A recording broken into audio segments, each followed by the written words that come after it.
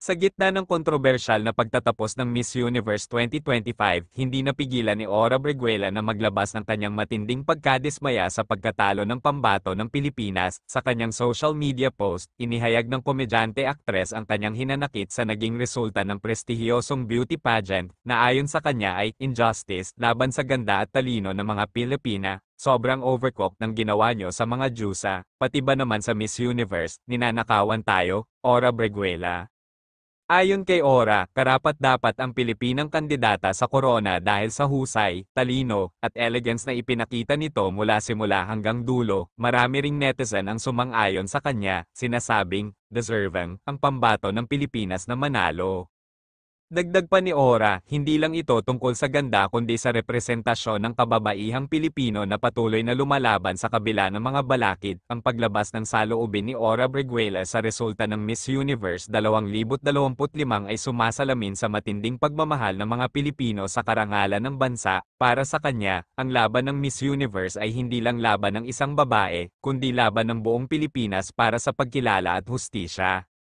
Sa gitna ng kontrobersyal na pagtatapos ng Miss Universe 2025, hindi napigilan ni Ora Breguela na maglabas ng kanyang matinding pagkadismaya sa pagkatalo ng pambato ng Pilipinas. Sa kanyang social media post, inihayag ng komedyante-aktres ang kanyang hinanakit sa naging resulta ng prestihiyosong beauty pageant na ayon sa kanya ay injustice laban sa ganda at talino ng mga Pilipina. Sobrang overcook ng ginawa nyo sa mga Diyosa, pati ba naman sa Miss Universe, ninanakawan tayo, Ora Breguela. Ayon kay Ora, karapat-dapat ang Pilipinang kandidata sa korona dahil sa husay, talino, at elegance na ipinakita nito mula simula hanggang dulo. Marami ring netizen ang sumang-ayon sa kanya, sinasabing, deserving, ang pambato ng Pilipinas na manalo.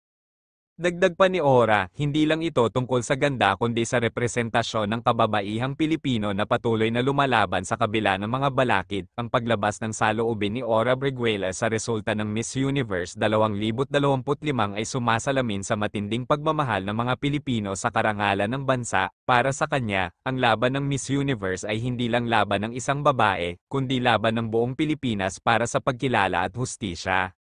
Sa gitna ng kontrobersyal na pagtatapos ng Miss Universe 2025, hindi napigilan ni Ora Breguela na maglabas ng kanyang matinding pagkadismaya sa pagkatalo ng pambato ng Pilipinas. Sa kanyang social media post, inihayag ng komedyante-aktres ang kanyang hinanakit sa naging resulta ng prestihiyosong beauty pageant na ayon sa kanya ay injustice laban sa ganda at talino ng mga Pilipina. Sobrang overcook ng ginawa nyo sa mga Diyosa, pati ba naman sa Miss Universe, ninanakawan tayo, Ora Breguela.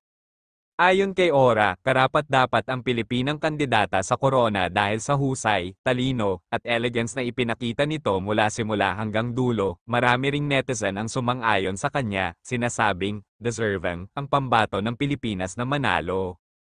Dagdag pa ni Ora, hindi lang ito tungkol sa ganda kundi sa representasyon ng kababaihang Pilipino na patuloy na lumalaban sa kabila ng mga balakid. Ang paglabas ng saloobin ni Ora Breguela sa resulta ng Miss Universe 2025 ay sumasalamin sa matinding pagmamahal ng mga Pilipino sa karangalan ng bansa. Para sa kanya, ang laban ng Miss Universe ay hindi lang laban ng isang babae, kundi laban ng buong Pilipinas para sa pagkilala at hustisya.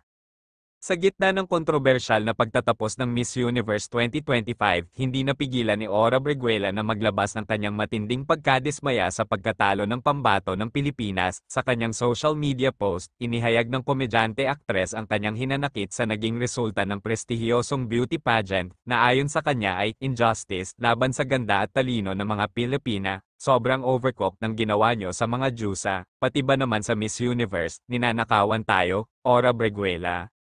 Ayon kay Ora,